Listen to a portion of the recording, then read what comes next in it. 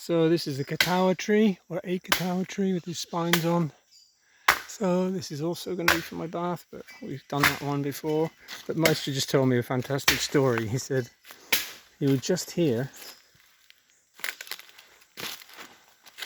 and Papa Julio was cooking ayahuasca just here, and with a foreigner, pasajero, and the guy was sat down, and just as he stood up and moved, right where he was sitting, one of these seeds that, like the fucking coconut, they're hard as rock, that thing, you see how, just trying to kick it, how heavy it is, one of those fell right where he was sitting just as he got up and moved.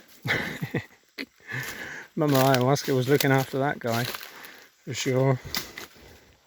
That had hit him on the head. Because I joked, I said, "What? Imagine one of those hitting you on the head," and that's when he told me the story.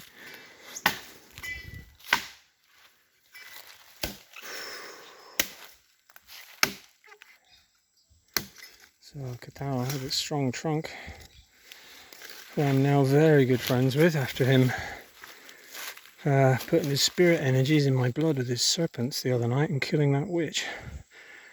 Thank you. Muchas gracias, Katawa. See all his spines on him.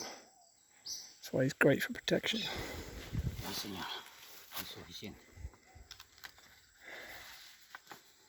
Es importante para separación. No, sí, No, no es importante, ¿no? No, sí. No. Sí, señor. ¿Quieres llevar? Sí, puedo. Okay. Okay.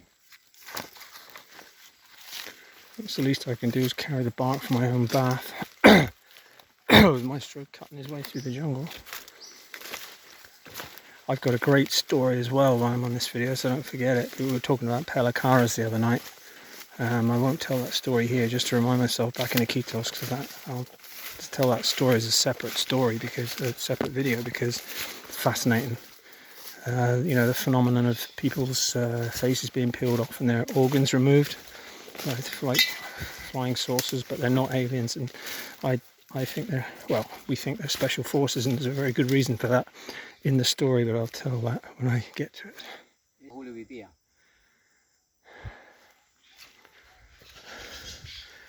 Este área fue una casa de Papa Julio? Casa de Papa Julio. So Papa Julio had a house right here. It's the terreno de Papa Julio. Yeah. So all of this land. Whew. ¿Cuánta distancia más es esta dirección, maestro? Es su terreno. Tiene 100 metros.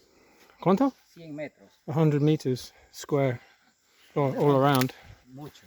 And all the back. So from here it's 100 meters more, let alone all the other land that's there. It's a huge area of land he's got. Massive.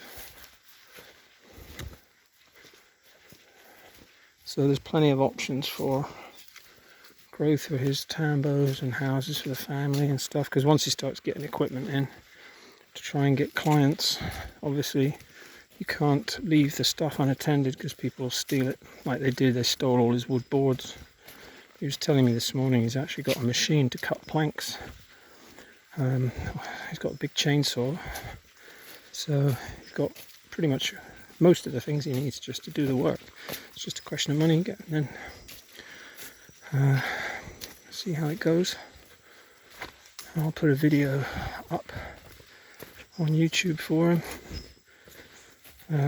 So to do, for anyone who thinks they're up to doing shamanic level dietas in this environment, because it's not easy, you know. I mean, you have your bad days. That's why I do the diaries, just so people know what it's like. You certainly see what you're made of. You know, for Westerners, it's not easy because it's the bugs mainly. You know, it's the mosquitoes and the mosquitoes.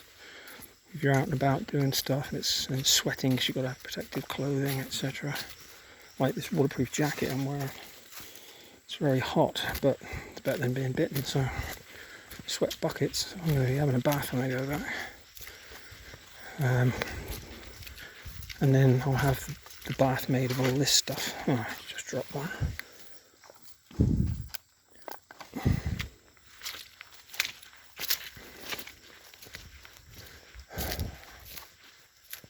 Whew.